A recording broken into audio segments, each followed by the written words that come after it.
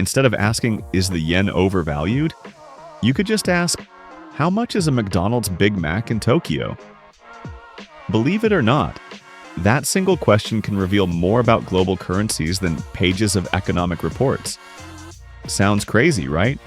But economists actually track the price of a McDonald's Big Mac worldwide to figure out whether money is strong, weak, or somewhere in between. Yes, a fast food burger has become one of the strangest yet most fascinating financial tools on the market. This quirky idea is called the Big Mac Index, created by The Economist back in 1986. They asked, if a McDonald's Big Mac is basically the same everywhere, same bun, same beef, same sauce, shouldn't it cost about the same everywhere too, once exchange rates are factored in? Here's how it plays out. In the US, a Big Mac costs about $5. In Mexico, the same burger might cost just $3 when converted into dollars. That hints the peso is undervalued. In Switzerland, it's closer to $7, suggesting the franc is overvalued. This is based on purchasing power parity.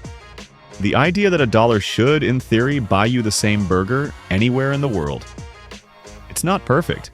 Prices depend on wages, rent, and taxes. But that's the beauty. The Big Mac Index takes a complex idea and makes it simple, even fun.